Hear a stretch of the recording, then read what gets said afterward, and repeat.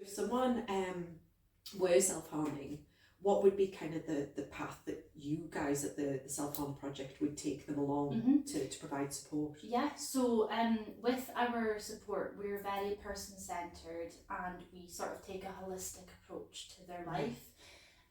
So we're not there to force them to do anything they don't want to do or force them to do something they don't feel comfortable with. We're there to provide one-to-one sessions, normally between 11 and 14 sessions normally. And we get to know them a little bit, get to know a little bit about their lives, and then we basically set some goals around their self-harm.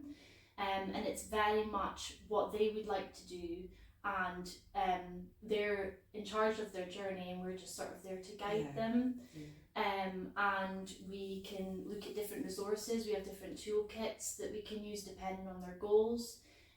We have safety plans to keep them safe. We have different, it's called an IROC, so it looks at sort of life as a big picture. Because with self-harm, there can be multiple underlying reasons that's leading to the behaviour. So if we can sort of look at areas of their life that they feel confident in and maybe not so confident in, and then set some goals around that. But we're very much focused on person-centred, so we don't have set routinized session 1, session 2 sort of thing. It's very much get to know the person and what they want to do. We're there to help them with it. So someone can kind of work through that process at their own pace, their own speed, kind of using you guys as a guide to kind of help them through that process without it being really prescriptive and really kind of standardised, as you say. And I guess as well with the toolkits and the resources, even after the sessions have finished, it's a nice feeling to have that sort of box that you can go back to. So, you know, once the session's finished, it's not a case of just leaving it to the side. You know, when they feel like they need those resources, they can go back to them. That's fantastic. Yeah, really helpful.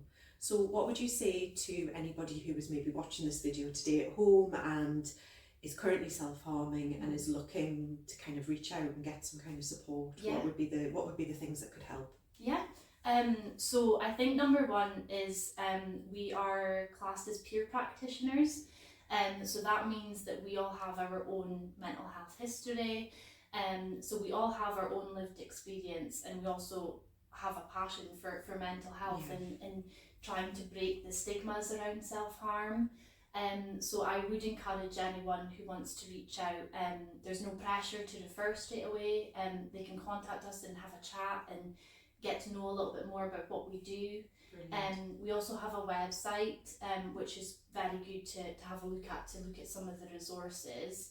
And yeah, I would just encourage someone, if they feel in the right headspace that they want to set those goals and make those changes, to give us a shout, definitely. I think that's the really nice similarity between what you guys are doing and what we're doing here at Mikey's Line as well, because it's that real peer approach. It's people bringing their own experiences and you know, their own kind of knowledge into that whole kind of therapeutic relationship, and that can be really helpful. I think if people know that they're coming to access support from people who do really understand what some of the difficulties have been and what some of the challenges have been, I think that's really important. And I think it's just encouraging that feeling of I've been where you are, and there is a light at the end of the tunnel. Absolutely. And I think what we've heard so far anyways with our work is people just find that so refreshing, and to feel listened to by someone who knows, you know,